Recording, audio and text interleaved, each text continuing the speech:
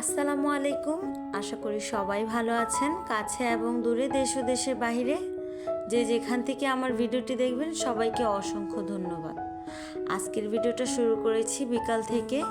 তো বিকেলে ছেলেরা বলতেছিল কি খাবে কি খাবে, তো ভাবলাম ঘরে নারকেল আছে, তো আমি বাসা থেকে আসার সময় আমার আম্মু নারকেল দিয়ে দিছিল। সেই নারকেলটা দিয়ে আজকে আমি কুলি পিঠা বানাবো আটা দিয়ে। তো দেখতেই থাকুন কিভাবে আমি আটা দিয়ে তেল ছাড়া কুলি পিঠা বানাই, ইনশাল্লাহ ভালো লাগবে। তো আটা শেষ হয়ে গেছে, এই যে আটার ডিব্বাটা ধুয়ে শুকিয়ে এখন আটা নিয়ে নিতেছি।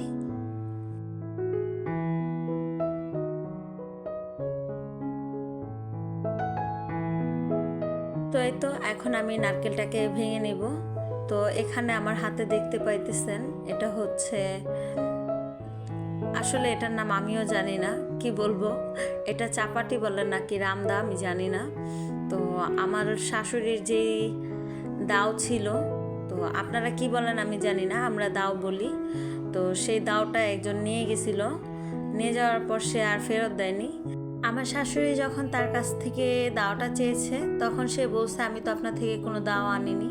তো কি আর করার, সে যেহেতু অস্বীকার করছে তার থেকে তো আর জোর করে কিছু আদায় করা যাবে না। তো আমার শাশুড়ি আর কোনো জোর করেনি, তবে সে আমাদের দাওটা আর কি হারিয়ে ফেলছিল, এটাই হচ্ছে বড় কথা। তার জন্য সে আর ফেরত দিতে পারেনি। এই তো আমি ডাবের পানি নিতেছি। তো এক একটা আর কি বাড়ি আমার অনেক ভয় লাগতেছিল, না জানি হাতে লেগে যায়। তো আল্লাহর রহমতে এই যে আমি নারকেলটাকে 2 ভাগ করে নিলাম। আসলে এভাবে নারকেল ফাটানো আমি আমার শাশুড়ি থেকে শিখেছি, তো সেটাই কাজে লাগাইলাম। নারকেল থেকে অত একটা পানি ওঠেনি, জাস্ট অল্প একটু পানি এসেছে আর কি। তো এই যে আমি এখন এটাকে 2 ভাগ করে নেব। চাপাটি না রামদাও জানি না, এটার মাথাটাও কিন্তু একটু ভাঙা। তো যাই হোক, এই যে অনেক কষ্ট করে 2 ভাগ করে নিলাম, আর এটাকেও এখন ধুয়ে রাখবো। তার আগে যে নারকেলের পানিটুকু আমরা খেয়ে নেব, আমি আর আমার ছেলে। আমার বড় ছেলেটা নারকেলটা অত একটা পছন্দ করে না, তবে আমার ছোট ছেলেকে দিলে ও খেয়ে নেয়।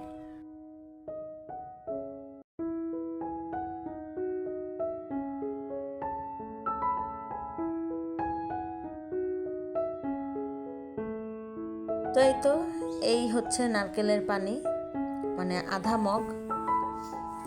তো এখন আমি আর আমার ছোট ছেলে নারকেলের পানিটা খেয়ে নেব। তবে নারকেলের পানিটা একটুও মিষ্টি ছিল না, কেমন জানি পানি পানির মতোই আর কি।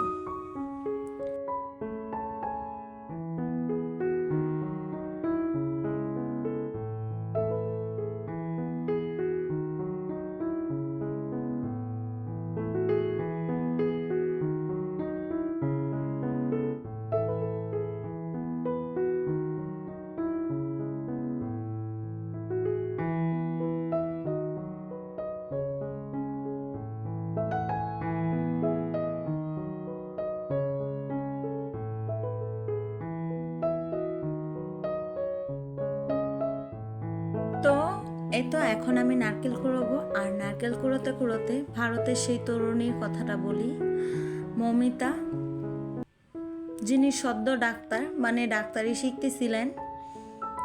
তার অনেক স্বপ্ন সে ডাক্তার হবে, অনেক মানুষের চিকিৎসা করবে, গরিবের চিকিৎসা করবে। সেই স্বপ্নটা স্বপ্নই থেকে গেল, তা আর কখনোই পূরণ হবে না। কয়েকদিন ধরে আমি এই নিউজটা দেখতে পাচ্ছিলাম, তবে আমি আসলে বুঝিনি এটা কিসের নিউজ।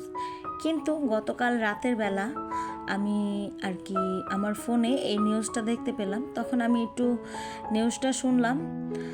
আসলে মেয়েটার সাথে অনেক খারাপ কিছু হয়েছে। তার নিজেরই বান্ধবী, 2 বান্ধবী আর কি, কি বলবো, সেই 2 বান্ধবী মিলে তাকে হায়নাদের হাতে ছেড়ে দেয়।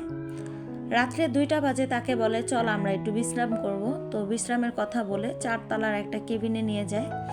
তো নিয়ে যাওয়ার কিছুক্ষণ পর 18 জন হায়না যাকে বলে আর কি, সেই হায়নার দল এই মেয়েটার উপর ঝাঁপিয়ে পড়ে।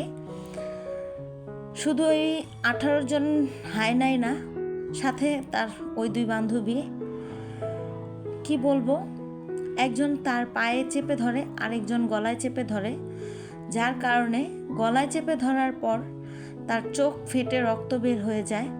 সে মুখ দিয়ে কোনো কথা বলতে পারে না, চিৎকার তো করবে দূরের কথা। সে চোখের ইশারায় তার বান্ধবীকে বোঝাইতে চাচ্ছিল অনেক কষ্ট হচ্ছে, তাকে ছেড়ে দিতে, কিন্তু কি বলবো আর। 18 জন মিলে যদি একটা মেয়ের উপর ঝাঁপিয়ে পড়ে তাহলে তার কি অস্তিত্ব থাকে? তার গলার সেই শ্বাসনালী, গলার অংশটা, যে হাড্ডিটা থাকে, সে হাড্ডিটাও ভেঙে ফেলছে। 1-এরও অধিক জখমের দাগ পাওয়া যায় মেয়েটার শরীর থেকে, মানে হায়নাদের মুখের ও নখের দাগ। কতটা খারাপ হলে মানুষ এরকম কাজ করতে পারে? আমার তো ভাবতেই অনেক খারাপ লাগতেছে ওই মেয়েটার কতটা কষ্ট হয়েছে তখন। আল্লাহ, তুমি সবাইকে রক্ষা করো। আসলে আমরা মেয়েরা এতটাই দুর্বল, মেয়েদের কোনো নিরাপদ স্থান নেই, শুধুমাত্র স্বামীর ঘর আর বাবার বাড়ি ছাড়া অন্য কোথাও আমরা নিরাপদ না। যেখানেই যাই না কেন মেয়েরা কোনো না কোনো হায়নার শিকার হতেই হয় মেয়েদেরকে। সেই মেয়েটা হোক 1-2 বছর বা 80 বছর, হায়নার লালসা থেকে সে রেহাই পায় না। যেমন এই যে মৌমিতা রেহাই পেল না হায়নার লালসার শিকার থেকে। হায়নারা তাকে লালসার শিকার বানিয়ে তারপর তাকে হত্যা করলো, আর এদিকে বানিয়ে ফেললো মেয়েটা নাকি আত্মহত্যা করছে। এটা কি মেনে নেওয়া যায়? কতটা করুণ কাহিনী করছে মেয়েটাকে। আমরা সবাই চাই ভারতের সরকার যেন ওই মেয়েটার সুষ্ঠু বিচার করে।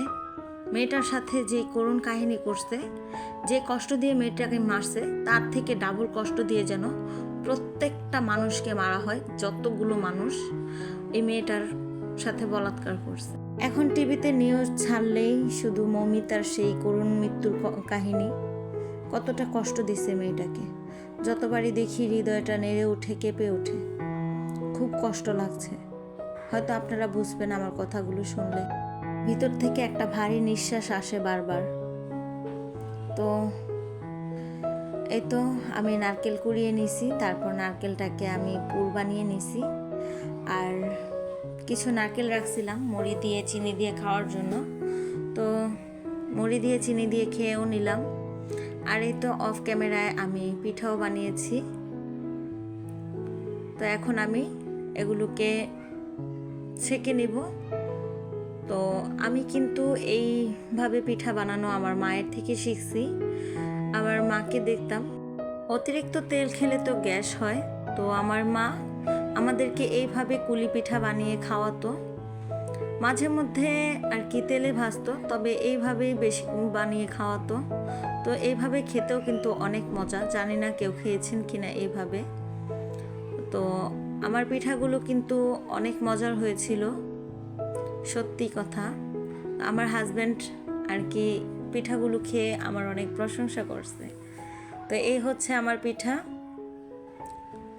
আমি কিন্তু এখানে কোনো তিল বা মিঠাই কোনো কিছুই দিইনি। আমি শুধু নারকেল, চিনি আর তেজপাতা, দারচিনি ছিল না, চাইলে দারচিনিও দিতে পারেন, দারচিনি আর হচ্ছে একটু সয়াবিন তেল দিয়ে আমি নারকেলের পুরটা বানিয়েছিলাম। তো এই যে রাত্রিবেলা যখন খাইতেছি, তো মনে পড়ার পরে তো একটু ভিডিও করলাম।